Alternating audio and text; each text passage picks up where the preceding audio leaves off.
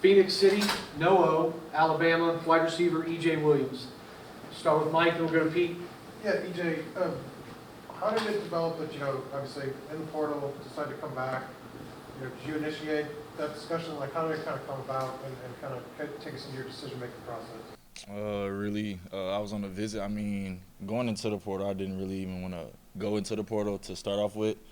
But it was like a team rule that SIG had that guys are redshirt, you can't be a part of the team. So I understood that, and I was just like, wanted to do what's best for me. So I decided to go to the portal, and I was happened to be on a visit at one school, and just Coach SIG reached out to me. We had a good talk, and I just decided ultimately I'd come back. Pete and then Seth. Yeah, EJ, what are you looking for yourself this year? What do you need to do to become the receiver you want to be? What needs to be? Really, a focal point for me, I'd say just stay healthy, stay in the training room, be able to prehab, and then just hone in on learning concepts instead of just one position, learn the defense so you can think clear while you're out there running routes and just make everything be polished at the top of routes releases and hone in on blocking the run game too.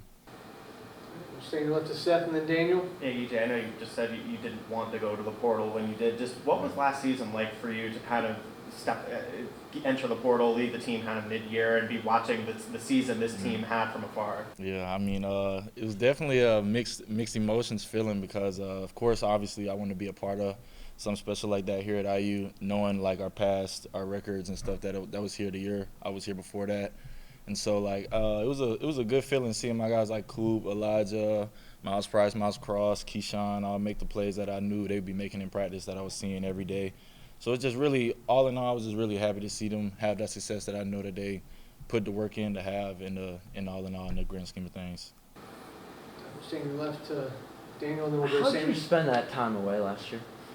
So really at home with my family, spending time with them, really talking to schools in the portal, and just watching IU football, really. We'll go right to Sammy and then Nick.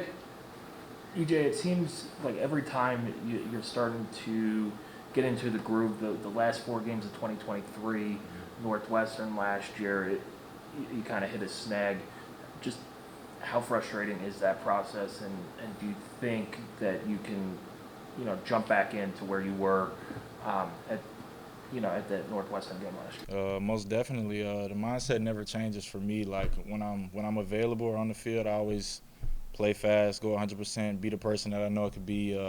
I'm always in a good headspace with things like that. So, I mean, like, because it's always something I battled, like, my whole career, really, up until, like, my sophomore year at Clemson.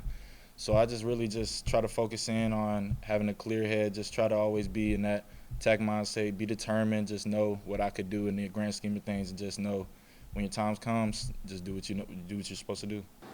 Standing right to Nick, then go to Seth. How does Fernando compare to other quarterbacks you've worked with in the past? Really, he has a lot of zip on the ball, I'd say, compared to a lot of quarterbacks I've been with before.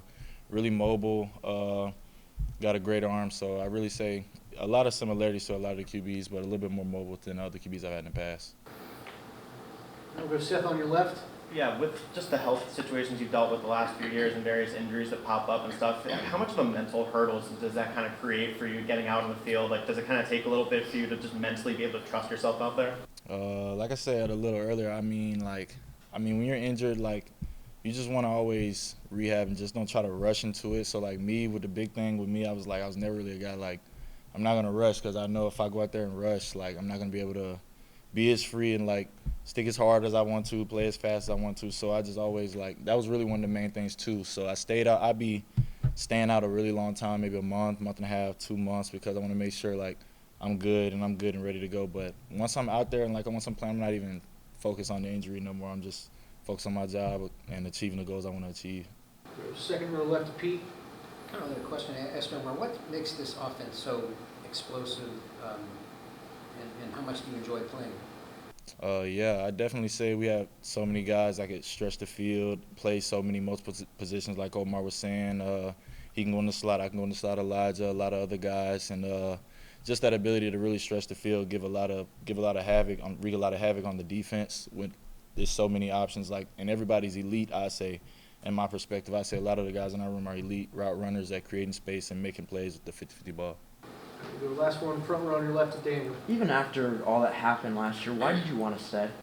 I definitely say like I've been a part of a lot of really good football teams, and like I don't want to say like I don't want to sound cocky or anything like that, but like like by the way dudes practice and the way that they work hard and the way they work, what it looks like. Like you'll know when you're finna have a good season just by the way that execution and plays, aggressiveness, how fast everybody's flying around to the ball. So it's like I saw that a lot when I first was going into Clemson my freshman year, and just being in there, part of that environment, and these guys that Sig brought in, and just turning this team into a powerhouse program in the Big Ten.